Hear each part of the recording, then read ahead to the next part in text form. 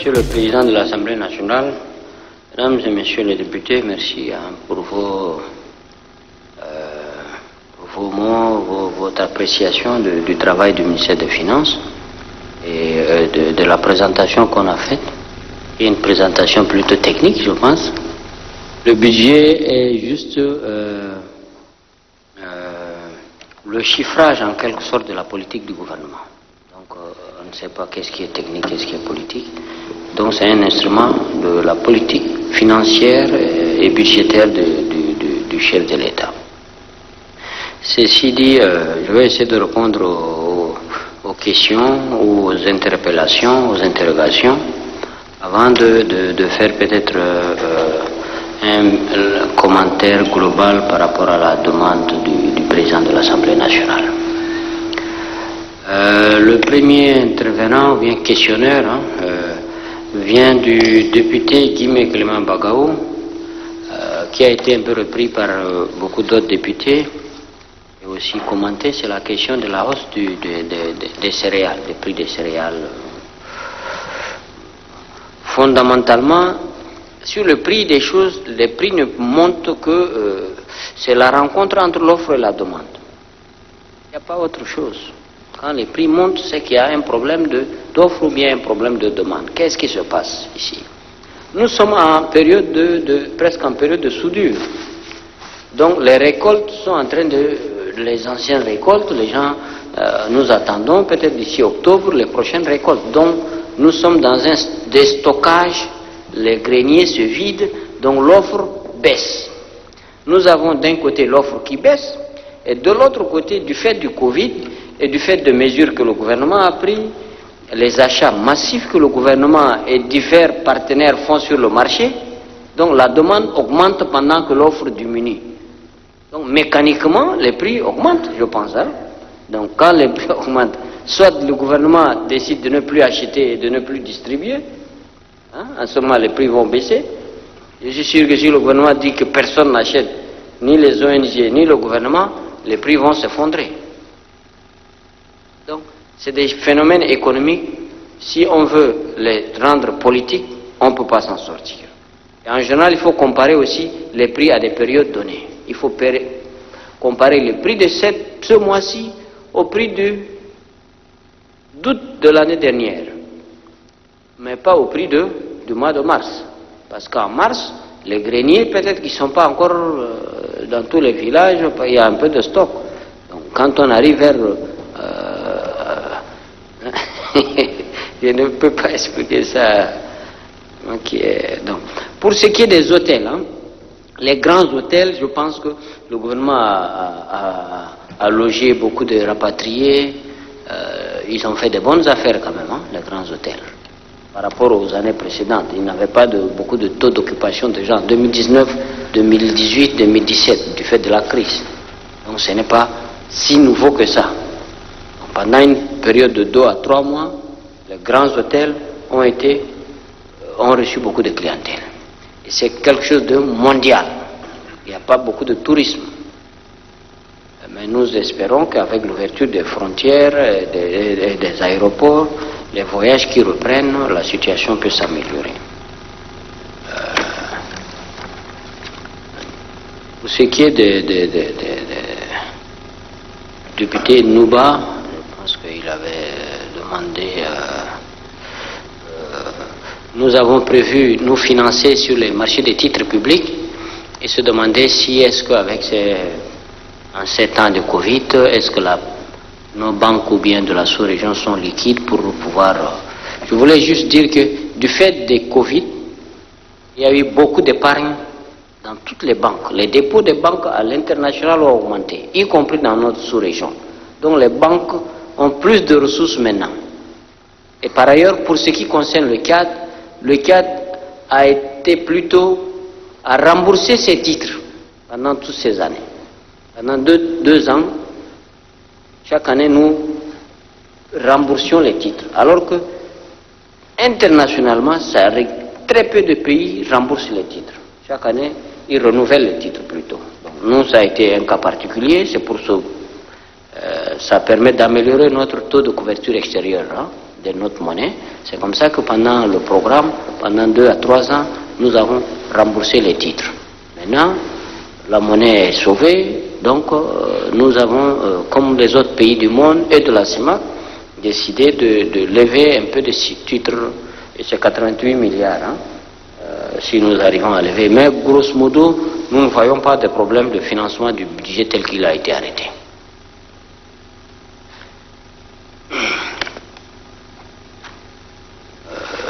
Le député Novo Guibo, il reprenait les questions du député Mohamed Ousmane. Il se demandait, la masse salariale augmentait de 30 milliards, c'est un peu l'application de l'augmentation des AGS et des primes, puis des 1638.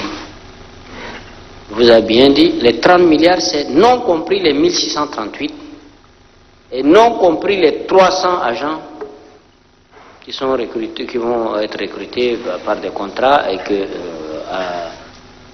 ponctuellement au niveau de l'ANADER. Et depuis le début de l'année, si nous totalisons tout ça, nous sommes autour de 4000 emplois sur les 20 000. Donc on va finir par y arriver. Hein. On est sur la route des 20 000. Donc le gouvernement n'a pas lâché cet objectif de recruter les 20 000. Mais on arrive pas à pas. Donc on a fait du progrès depuis le début de l'année. Quand on sait que pendant plusieurs années, il n'y a pas eu de recrutement. Malgré le Covid, malgré la baisse des cours, malgré toutes nos difficultés de l'État, il y a de très bons gestes qui sont faits. Les dépenses de biens et services, on est à 3 mois. Évidemment, c'est à 3 mois.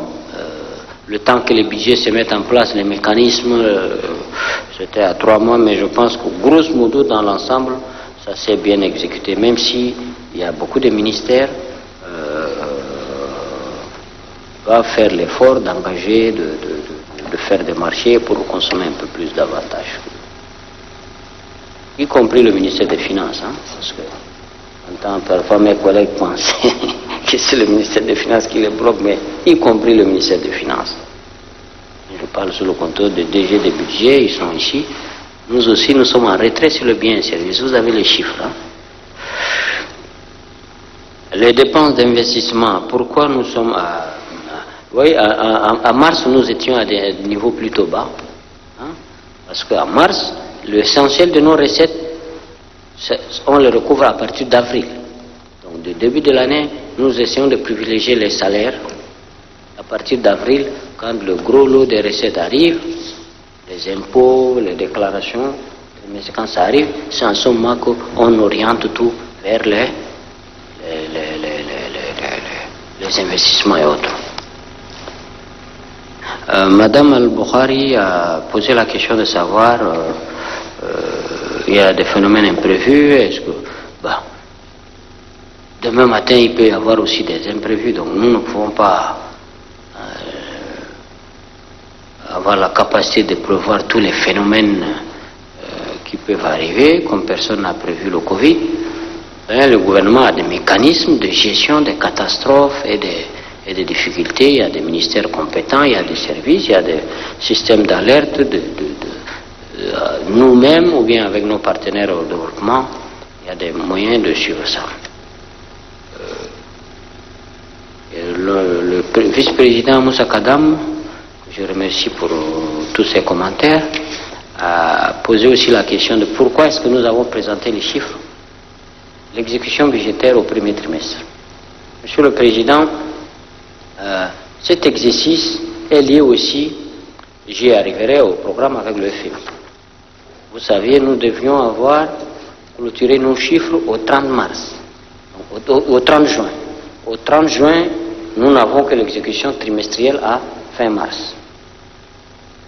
Et donc, nous avons discuté avec le FMI début juillet. Nous n'avons pas à début juillet les chiffres au 30 juin. Et on a convenu avec le FMI, j'en profite pour dire que la 6e revue n'a pas eu lieu parce que quand on fait une revue dans le cadre de facilité élargie de crédit, il faut que les services du FMI se déplacent. Ils vont travailler avec les services du ministère des Finances, ils ont des enquêtes, ils vont aller voir les parlementaires, voir la société civile, voir beaucoup de monde, et c'est comme ça qu'une revue se fait. La Banque centrale, les banques commerciales, comme ils n'ont pas pu se déplacer, et la revue est plutôt physique en quelque sorte, donc à travers le monde, toutes les revues de ce type ont été, disons, annulées en quelque sorte, ou bien on a laissé tomber cette revue qui allait nous aboutir à un décaissement de 22 milliards. Nous avons préféré aller directement sur une deuxième facilité rapide qui pouvait se faire par visioconférence.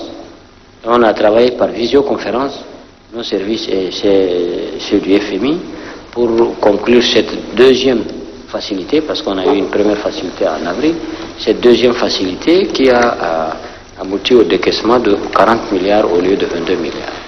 Donc, en quelque sorte, on a remplacé la 6e revue du FEC, du programme de facilité élargie de crédit, par une facilité rapide de crédit, hein, suivant les jargons du FMI. Voilà, c'était... Mais on va venir d'ici, lors du prochain budget, plus en détail sur nos chiffres qui ne sont pas... qui sont très acceptables, hein, à fin juin. Évidemment, on pourra les mettre à la disposition de la commission ou bien du président de l'Assemblée ou bien du vice-président. La question de 20 000, j'ai parlé, la question des stocks, les prix. Voilà, l'ONASA, évidemment, comme il y avait urgence, on a puisé. Parfois, je pense qu'il peut être arrivé que l'ONASA ait pu puiser sur ses stocks, mais les 5 milliards Covid sont à part et le budget de l'ONASA est à part. Voilà, donc...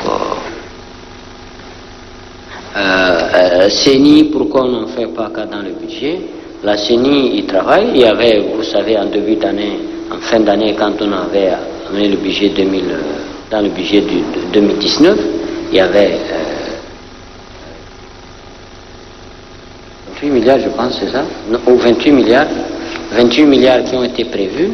Ces 28 milliards ont été mandatés, ordonnancés, liquidés et mis comme sous forme d'avis de crédit au niveau du Trésor. Et à chaque fois que la CENI présente des besoins, nous virons cet argent. Jusqu'à maintenant, cet avis de crédit est disponible. Nous ne pensons pas qu'il soit nécessaire de faire des allocations budgétaires nouvelles d'ici la fin de l'année. On verra en fin d'année s'il faut prévoir des choses pour la CENI. Pour les jeunes, le fonds jeune, vous y avez fait cas, le président du groupe parlementaire, le député Kolotou, a évoqué aussi la question du fonds jeune. Le fonds jeune, comme vous l'avez remarqué, nous n'avons pas prévu ça comme dépense budgétaire. Évidemment que c'est des fonds que nous mettons en dépôt. Ce n'est pas que nous dépensons. C'est de l'argent qui est disponible. Nous avons prévu en fin d'année, quand on va constater que cette année, nos recettes pétrolières, les prix et la production a été plutôt en baisse, donc nous n'aurons pas juridiquement l'obligation de constituer les 10 milliards pour le fonds de lissage. Ce fonds peut être affecté à d'autres fins, on va les affecter pour les jeunes, en plus d'autres peut-être ressources. Actuellement, les banques ont, la part de l'État a été mise à la disposition des 9 banques. Et les dossiers des jeunes sont reçus maintenant actuellement par les 9 banques qui les traitent. Et opportunément, le moment venu, nous pouvons vous dire quelle est la suite qui est réservée à ces dossiers de jeunes. Le député Kolotou a posé aussi la question de la FEC, je pense que j'ai répondu, de la 6e revue. Nous avons beaucoup travaillé, plus qu'avant, hein, avec le FMI et la Banque mondiale, la BAD, avec tous nos partenaires, nous-mêmes, tous les ministères concernés. La question de la gratuité de l'eau, c'est revenu aussi dans les questions, plus tard, par la question du député, dans les questions du député Omar. Évidemment, Pour l'eau, il y a des endroits, quelques endroits, 17, je pense, ou 13 villes, où c'est la société cadienne des eaux qui opère. À ce niveau, il n'y a pas de difficulté. Nous payons à la société, nous avons une traçabilité, il n'y a pas de risque. Mais il y a à peu près 600 villages, villes, un peu partout, où c'est des privés, des mairies, des comités de gestion, tous ces gens qui gèrent, et les bornes fontaines. Dans son adresse à la nation, le maréchal a demandé que tout ça soit pris en charge. Il y a eu une première évaluation théorique à N'Djamena, qui a été recontrôlée par les services de l'inspection générale des finances, on a constitué 4 équipes qui vont aller dans les 4 coins du cadre pour évaluer. Nous avons une estimation et nous avons des accords et des financements qui ont été prévus ici dans ce budget qui va être dirigé vers ces centres. Il y a des villes où, traditionnellement, pour prendre un exemple, où le carburant et les salaires du gardien coûtaient dans les 500 000. Dès qu'ils ont appris que le gouvernement fait, ils montent, voilà. Donc il y a des choses qu'on essaie de voir. On ne peut pas, et ils passent à gauche, à droite pour nous mettre sous pression. Mais donc nous allons pas à pas pour contrôler, et c'est de l'argent public, et nous avons aussi dans le cas des accords avec les partenaires, quand ils nous font les dons, ou bien des appuis budgétaires, ils nous demandent des explications, des audits, et quand c'est des marchés, ils veulent savoir qui a gagné, qui est l'actionnaire de chaque société qui gagne un marché dans ce cadre. Et ça doit être publié sur Internet, machin, voilà. Donc nous allons pas à pas pour ne pas nous mettre dans des difficultés et être conformes aux bonnes pratiques. Donc je viens maintenant aux questions du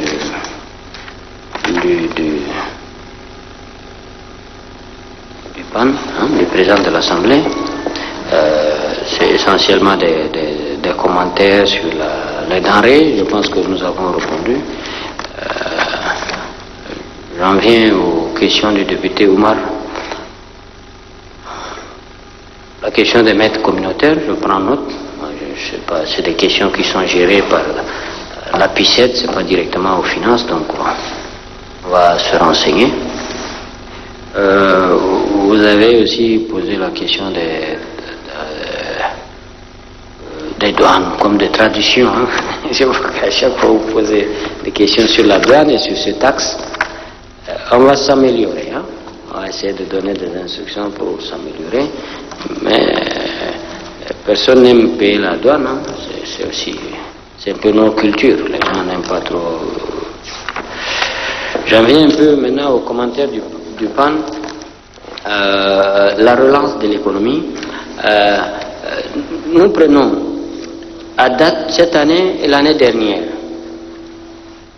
Est-ce que nous avons le sentiment que la situation s'est améliorée ou bien qu'elle a régressé? Moi j'ai le sentiment, peut-être qu'il est faux, améliorer.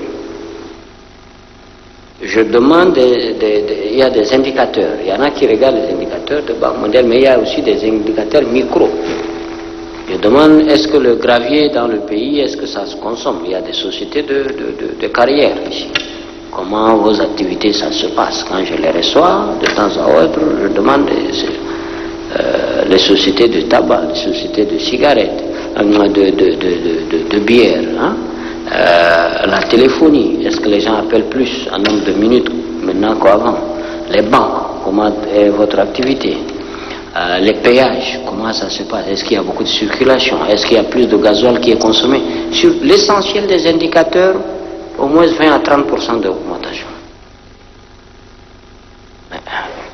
Donc, si l'économie, la vraie économie, c'est ça. Donc, sur ces indicateurs, je ne pense pas que la situation se dégrade. Beaucoup d'entreprises qui sont des entreprises concurrencées par des produits d'importation, ces entreprises se portent plutôt mieux. Quand les prix de denrées, par exemple, augmentent, peut-être qu'il y a d'autres denrées, d'autres types de biens qui les concurrençaient n'arrivent peut-être pas à accéder parce que les frontières ont fermé ici et là. est-ce que nous allons vers 2021 avec plus de passifs que quand on est arrivé en 2020? En 2020, nous traînions un grand fardeau en matière de... D'abord, les salaires étaient coupés, donc la consommation est bridée, les gens gagnent moins, et nous arrivions aussi en 2020, début 2020, nous avions une dette intérieure plus importante. Nous avons un système bancaire plus en difficulté. Nous allons en 2021 avec moins de passifs, moins de dette intérieure, moins de difficultés dans les banques, plus de salaires pour les fonctionnaires, plus d'emplois. Quand même, donc on aura l'occasion de parler de 2021 et de la relance, mais je pense que les choses se sont améliorées en une année et je pense qu'on a fait au moins pareil ou bien mieux que beaucoup de pays similaires au Tchad. Merci beaucoup, Monsieur le Président. Très bien. Écoutez, si on est mieux outillé au mois d'août 2020, août 2019, je m'en réjouis fortement. Et donc, ça veut dire que les mesures d'adaptation et d'atténuation et d'accompagnement et toutes les mesures prises pour faire face, en tout cas, à toutes les crises ont eu leur impact totalement positif, parce que sinon, on ne serait pas là en train de parler d'une économie qui tourne peut-être pas à plein régime, mais à un régime tout à fait acceptable. Monsieur le ministre du Plan, je crois que certains députés vous ont interpellé pour nous dire un peu par rapport à nos partenaires extérieurs. C'est vrai, ils ont beaucoup contribué pour l'équilibre de notre budget, mais également pour financer certaines de nos activités qui sont les plus pertinentes, surtout la santé et autres. Qu'est-ce que vous pouvez nous dire de la situation actuelle et surtout de la situation future, parce que nous avons besoin que ces partenaires continuent à nous appuyer, continuent à nous accompagner, continuent à contribuer pour que la situation économique et financière de notre pays s'améliore dans le cadre de cette Covid-19. Je vous invite à venir nous dire un peu qu'est-ce qui a été réalisé et qu'est-ce qu'on compte faire d'ici à la fin de l'année 2020 et surtout pour l'année 2021.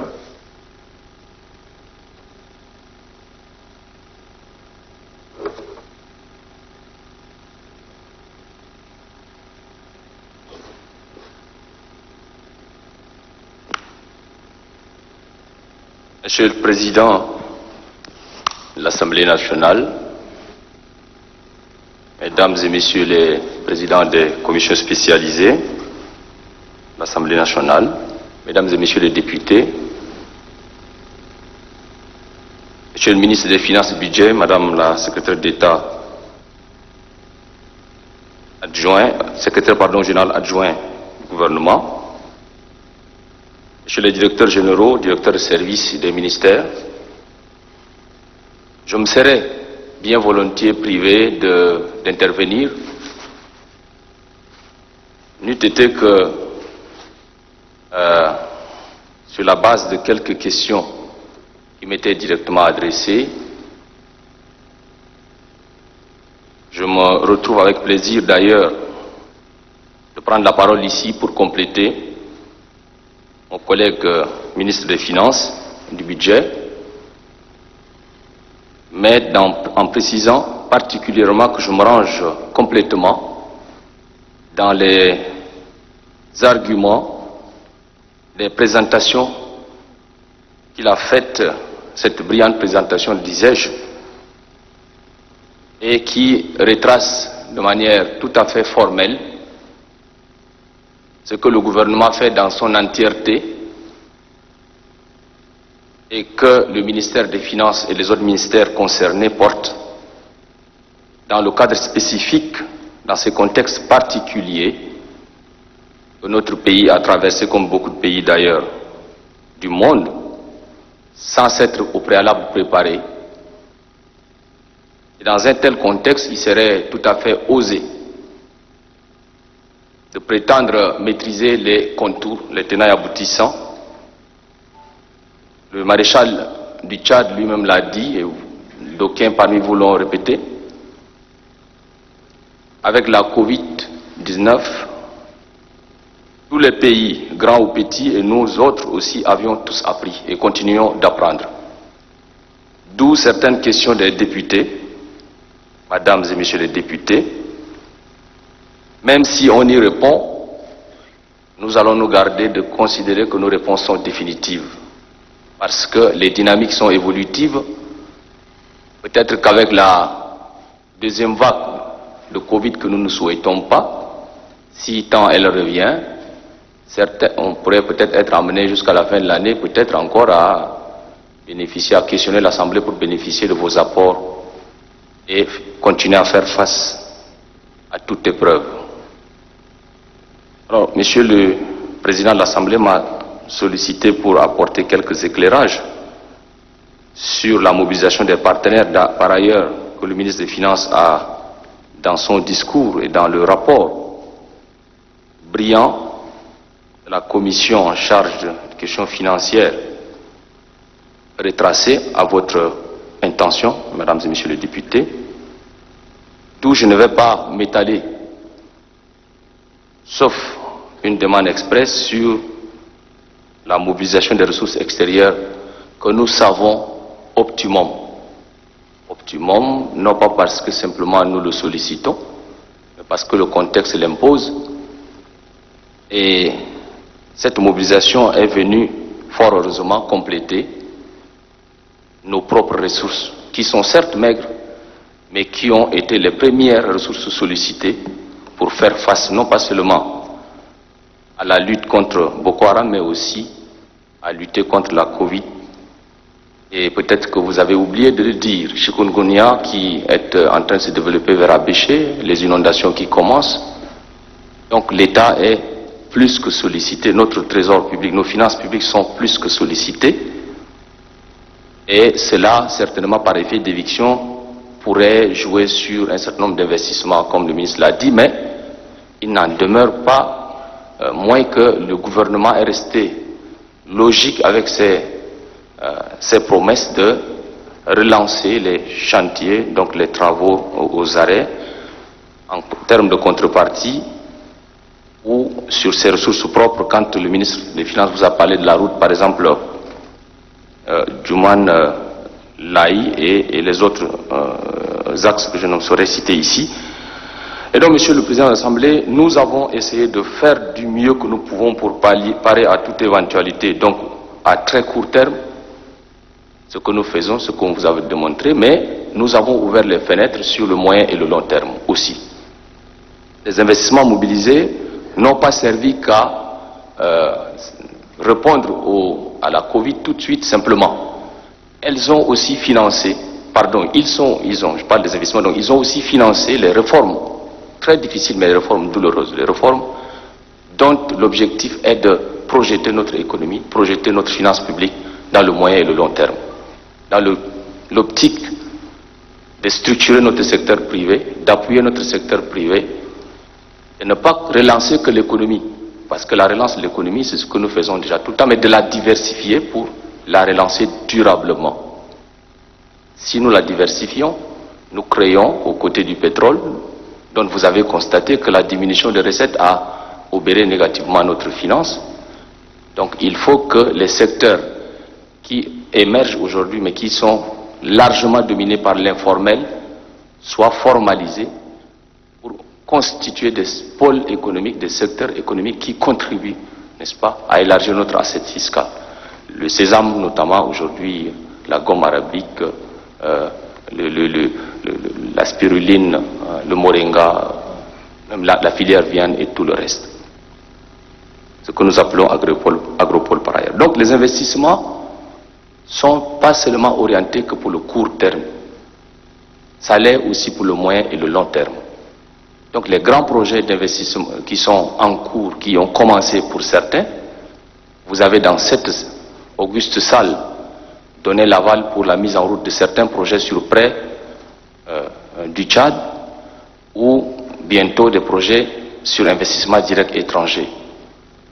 Souvenez-vous de la nouvelle technologie de l'information et de communication pour laquelle vous avez donné l'aval ici, de 114 milliards qui a commencé. Nous avons lancé le projet le 7 juillet. Le projet a commencé. C'est un investissement important de fibre optique qui va permettre au Tchad en 2021 déjà de commencer à utiliser cette nouvelle technologie de l'information qui n'a que de vertu parce que ça va permettre forcément de créer de l'emploi et des opportunités. Et qui va diminuer forcément aussi le coût d'accès à Internet et aux autres. Je m'en veux pour preuve d'ailleurs l'enthousiasme avec lequel l'ensemble du gouvernement, mais aussi les partenaires, attendent le démarrage de la concrétisation de ces projets.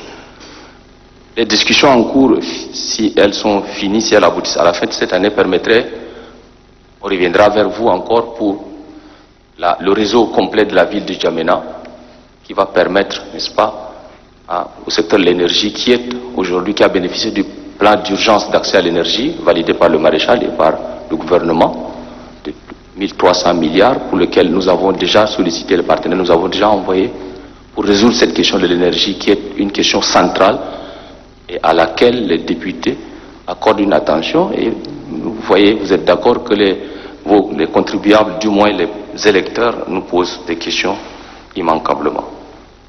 Nous n'oublions pas les infrastructures routières pour lesquelles tant les ressources propres, comme le ministre l'a dit, que des partenaires.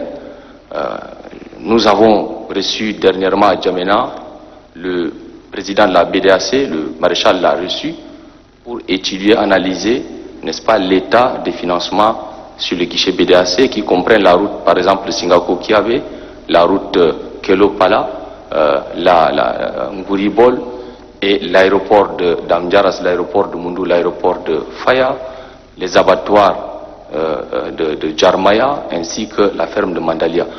Nous avons bon espoir qu'avant la fin de l'année, tous ces projets soient relancés vu que nous avons trouvé des moyens de remettre à flot ces financements.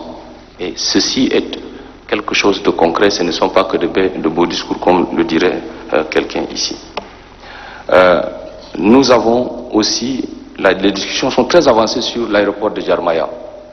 L'aéroport de Djarmaya qui est un projet phare voulu par le maréchal lui-même et nous sommes en train de travailler d'arrache-pied avec les ministères sectoriels concernés pour que ces financements extraordinaires qui va être direct puissent commencer aussi le plus tôt parce que bientôt ça sera l'heure des bilans et nous ne voudrions pas économiser tout ce qui est en cours pour relancer l'économie à long terme. Le PEDIT, le plan directeur d'industrialisation et de la diversification économique.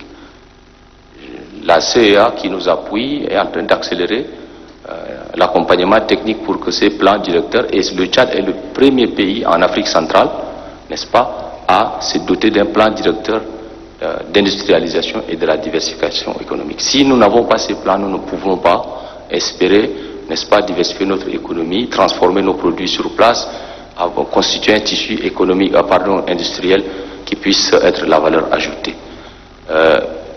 Je vous fais pas économie de ce que tout notre objectif, quand on vous a demandé l'aval ici pour l'adhésion de notre pays à l'ACA, l'agence africaine de commerce, l'agence d'assurance du commerce en Afrique, c'est pour que le secteur privé tchadien puisse avoir accès avec des garanties que nous ne pourrions pas lui donner, garanties souveraines notamment, et des capacités de négociation, de financement sur le marché, et bien que le secteur privé tchadien puisse commencer à avoir accès au financement. Ce qui lui manque d'ailleurs pour financer, n'est-ce pas, ces investissements. Et d'ici là, les premières lignes de crédit sur le financement extérieur peuvent commencer déjà au Tchad.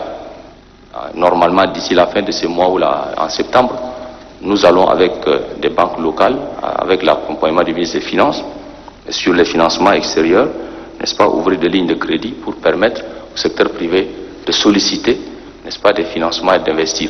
Et aussi de solliciter des garanties, des assurances auprès de l'ACA, ce qui manquait jusqu'à présent, ce qui va aussi permettre d'ouvrir auprès de la BAD, Banque africaine de développement, de la Banque mondiale et des autres partenaires multilatéraux, n'est-ce pas, l'accès au financement. Je ne sais pas si on vous l'a dit formellement, grâce à cet effort, la Société financière internationale est installée au Tchad aujourd'hui, formellement. Ce qui n'est pas le cas il y a quelque temps. Elle travaillait pour le Tchad, mais à partir de Yaoundé. La Société financière internationale, pour ceux qui connaissent cette société, elle a des apports importants en termes de financement pour le secteur privé. Par exemple, aujourd'hui, la clinique Providence, c'est un financement de la SFI. Il y en aura autant de cliniques pareilles, autant d'investissements dans l'agriculture, dans l'élevage. Tant que c'est le secteur privé qui sollicite ces financements, la société financière a pour rôle d'accompagner cette dynamique. Et nous suivons avec attention la structuration en cours à la chambre consulaire, et nous avons déjà envisagé avec les partenaires la possibilité de financer cette structuration, de financer la formation des acteurs privés tchadiens pour qu'ils soient aptes à aller sur le marché, qu'ils soient aptes à accompagner la diversification de l'économie nationale. Et je vais vous rappeler que nous sommes arrivés en 2020 à un croisement de beaucoup d'opportunités qui peuvent, si elles sont bien exploitées par le Tchad, par notre gouvernement, permettre à notre pays d'augmenter ses capacités financières.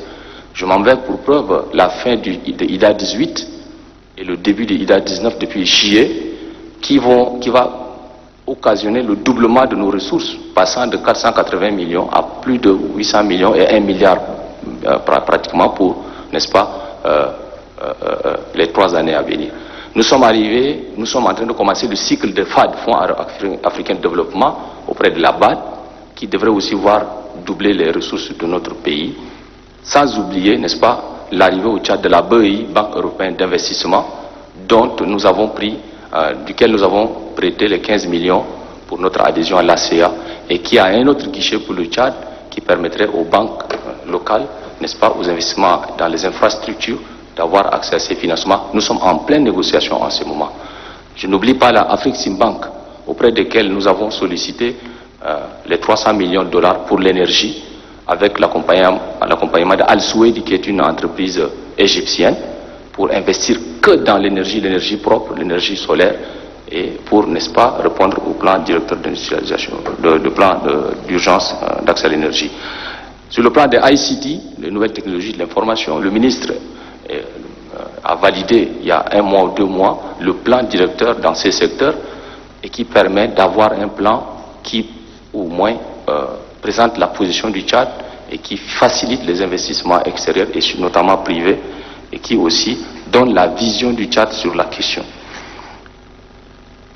Donc, pour revenir à la question de mobilisation des ressources dont le député a bien voulu poser la question, notamment dans le cadre de Covid, le ministre vous a présenté les appuis budgétaires dont vous connaissez la vertu, 288 milliards de francs CFA en appui budgétaire direct au trésor public ont certainement aussi contribué à garantir le paiement régulier des salaires, dont vous reconnaissez tout à fait ce qui est positif, et aussi les autres paiements liés au secteur de santé et pour faire face à tous les coûts que nous avons énumérés ici. Donc les appuis budgétaires ont été concrètement et promptement mis à disposition de l'État, et ça fait partie des annonces que nous avons faites. Aujourd'hui, le ministre vous l'a confirmé lui-même que ces appuis budgétaires sont rentrés effectivement au Trésor, même si certains sont en cours de discussion en ce moment. Et je précise que ces appuis budgétaires renforcent toutes les réformes que nous engageons et dont la vertu, c'est de permettre au Tchad de changer de position. Je vous informe, mesdames et messieurs les députés, aussi que nous sommes en train de faire le rebasage, c'est-à-dire la révision du PIB, le produit intérieur brut, qui doit nous permettre de nous repositionner et permettre la sixième FEC, donc facilité élargie de crédit, si nous pouvons avoir cette possibilité d'avoir ces rebasages pour mieux discuter avec nos partenaires, mieux nous repositionner. L'INSED est en train d'y travailler avec l'accompagnement des partenaires concernés, y compris, n'est-ce pas, le grand recensement général de la population de l'habitat, couplé à l'agriculture et à la biométrie, qui permettra de mieux connaître nos potentialités agricoles pour faire un meilleur développement rural, meilleur investissement dans le développement rural, meilleure structuration de notre économie. Tout ceci n'est pas qu'une présentation, comme le dirait.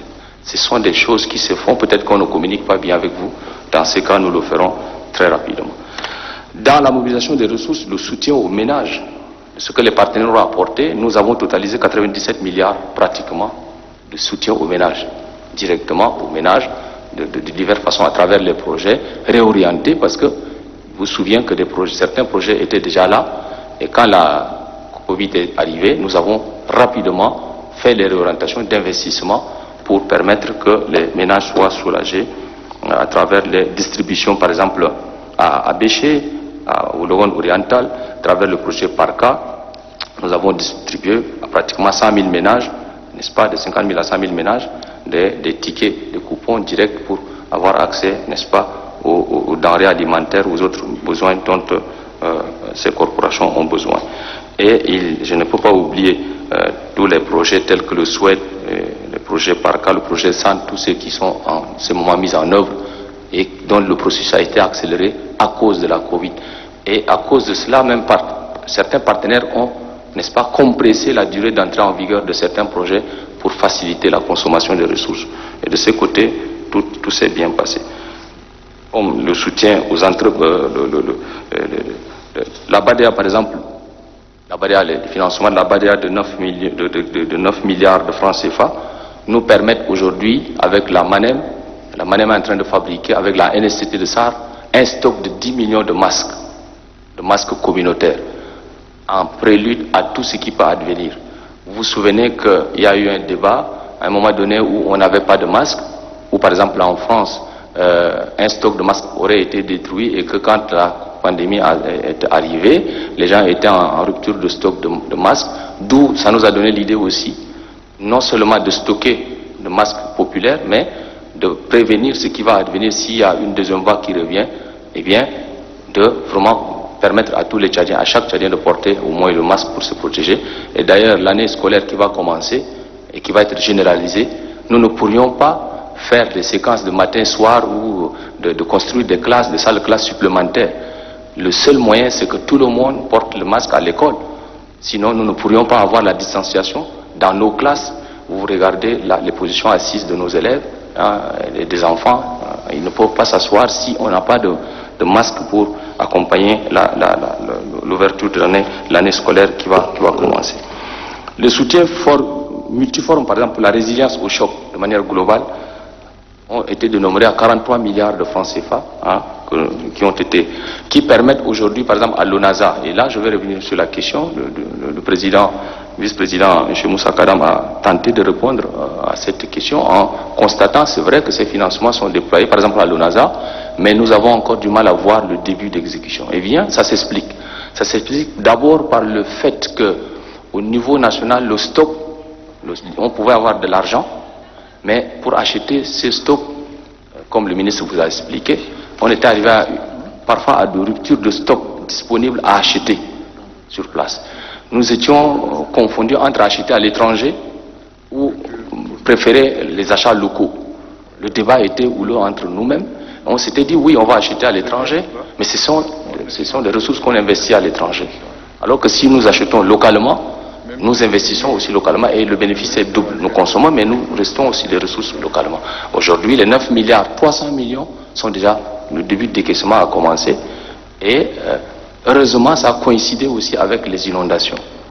Les ressources prévues pour la Covid, mais qui va aider, n'est-ce pas, à faire face aussi aux sinistrés, n'est-ce pas, des inondations. Donc il y a une différence à faire entre le stock propre de l'ONASA, qui pouvait mettre sur le marché à des coûts abattus, un coût préférentiel, mais il y a aussi les 5 milliards mis à disposition par l'État, par le ministère des Finances, et qui devaient permettre d'apporter des réponses d'urgence tout de suite en attendant les partenaires.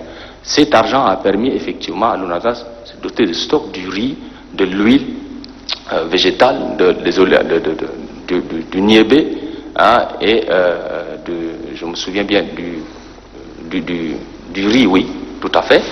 Et les partenaires aujourd'hui avec la BID, la Banque islamique de développement, l'ONASA est en train d'acheter du riz en complément de ce qui est en train d'être distribué par l'État, l'huile végétale, le haricot et autres. Et comme l'ONASA a dû prendre son stock pour distribuer gratuitement, eh bien sur le financement de la BDAC de 15 milliards de francs CFA, 15 milliards mis à disposition par la BDAC en termes de prêts, sur 90 milliards pour les 6 pays, 5 milliards permettront, n'est-ce pas, à l'ONASA de renouveler son stock propre qui a été engagé pour la distribution gratuite auprès des partenaires, et les 10 milliards doivent aller au secteur de santé pour le renforcement du système sanitaire dans notre pays.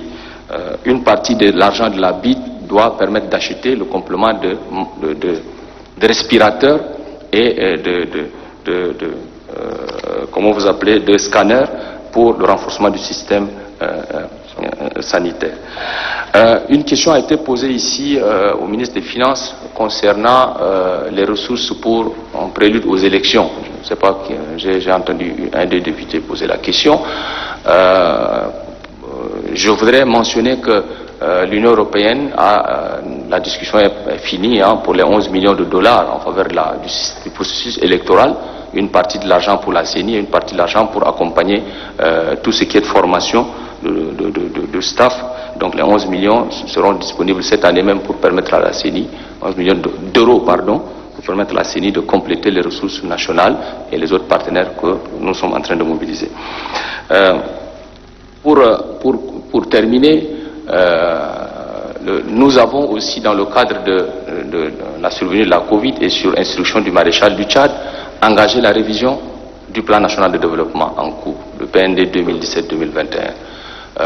Le réaménagement de ces plans permet, n'est-ce pas, de réadapter les axes stratégiques de ces PND à notre contexte actuel qui est nouveau.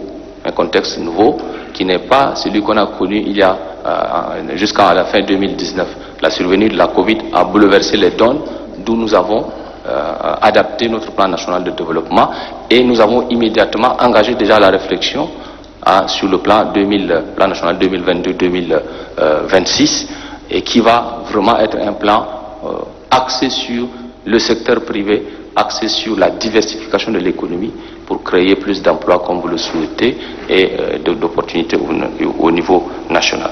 Donc, Monsieur le Président de l'Assemblée, avec votre permission, s'il n'y a pas une autre question précise, ce sont les quelques éléments que je voulais apporter en complément de ce que mon collègue a exposé ici. Et je ne vais pas terminer sans vous rendre hommage parce que nous avons constaté que dans cette période de Covid, vous n'avez pas économisé ni de votre temps, ni de vos idées pour accompagner le gouvernement, en dépit des faiblesses qui sont tout à fait compréhensibles et normales. Vous avez pu faire de votre mieux et nous pensons que cet accompagnement mérite de notre part encore une détermination davantage pour, n'est-ce pas, pousser les indicateurs et à l'effet d'améliorer la vie de nos concitoyens.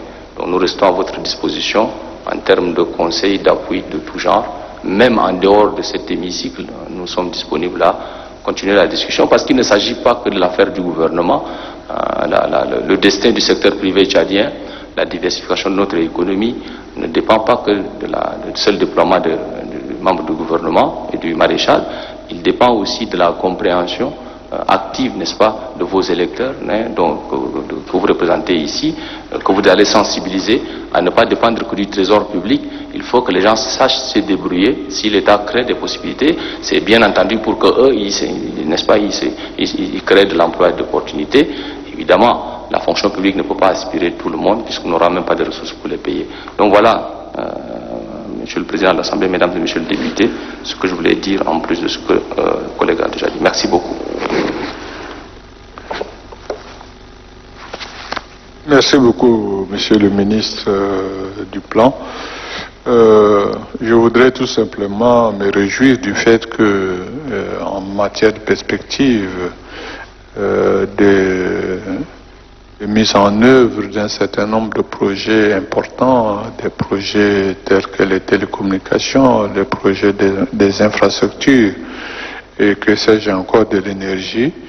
En tout cas, nous avons d'assez bonnes perspectives. En matière d'énergie, comme on le dit souvent, nous espérons que d'ici là, qu'on ait quand même l'électricité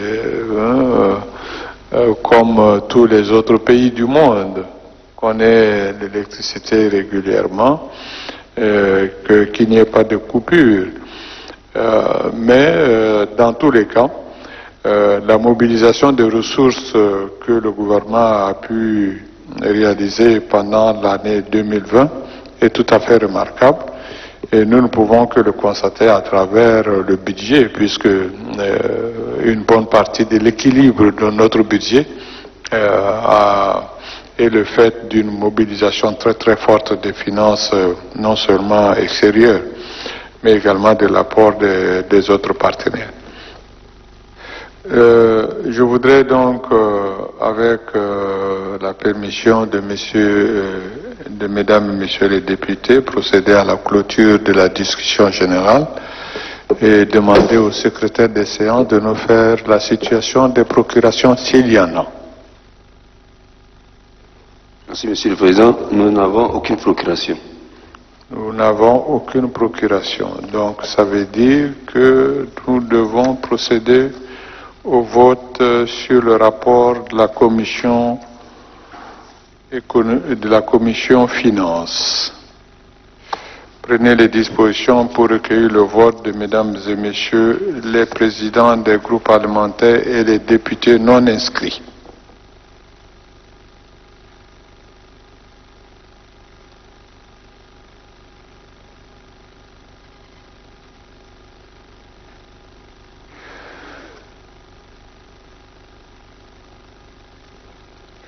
Pour le rapport de la commission, le groupe RDP.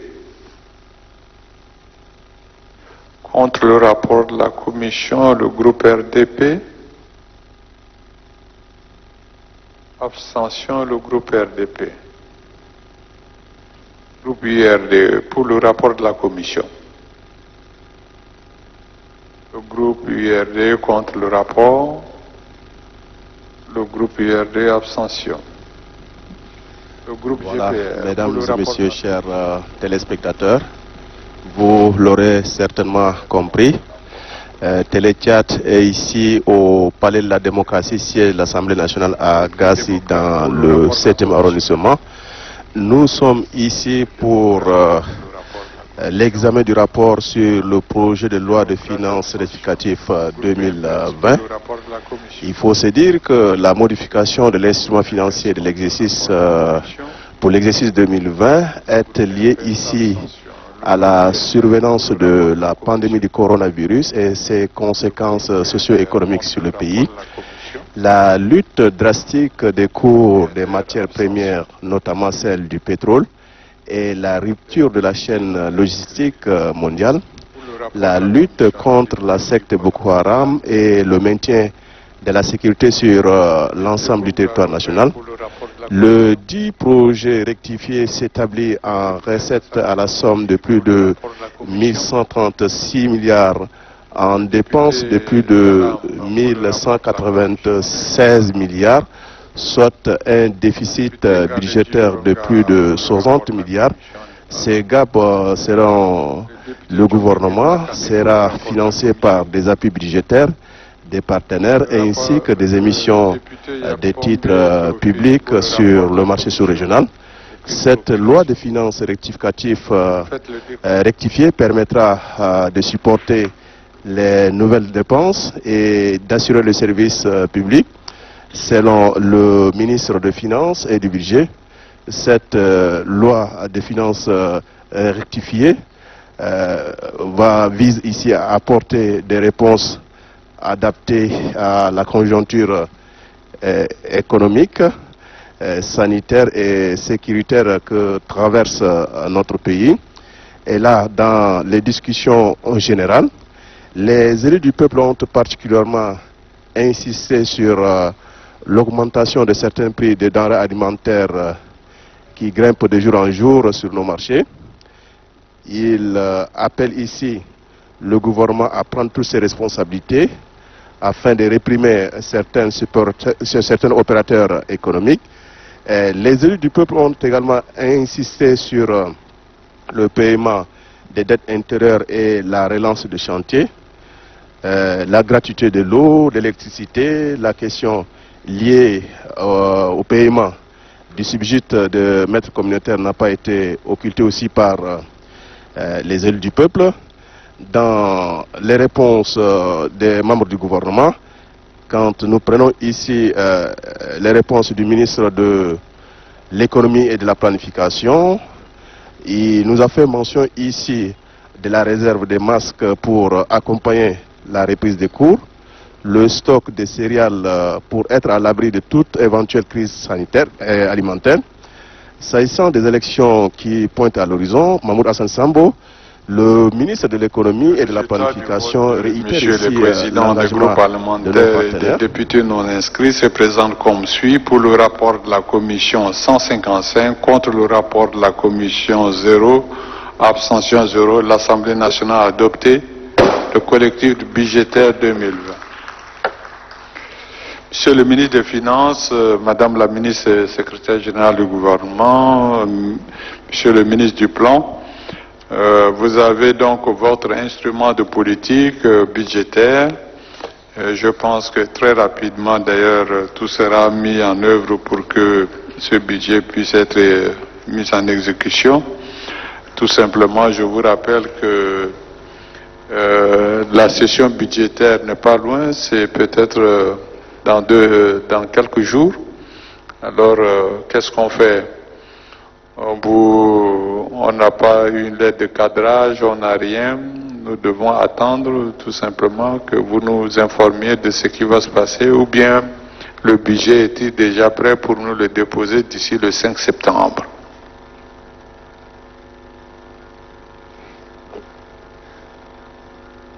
Monsieur le ministre des Finances, c'est à vous que je m'adresse. Oui, merci beaucoup, Monsieur le Président.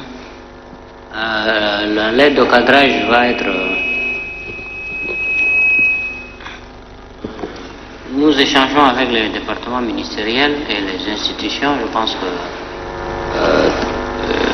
pour les premiers recueils de données, une lettre de cadrage, la lettre de cadrage du maréchal va être soumise, adressée aux uns et aux autres. Et très rapidement, peut-être pas le 5 septembre, mais très rapidement on reviendra vers l'Assemblée pour que nous commencions l'exercice. Mesdames, je sais que c'est toujours difficile dans un tel contexte de pouvoir faire les choses rapidement, mais bon, puisque un collectif vient d'être adopté, il vous faudra sûrement un peu de temps pour pouvoir vous ajuster par rapport au budget, projet de budget 2021. Nous attendons que vous nous teniez informés de ce qu'il faut faire. En tout cas, on vous souhaite la bonne exécution du budget et nous vous félicitons pour tout le travail que vous avez fait. La séance est levée.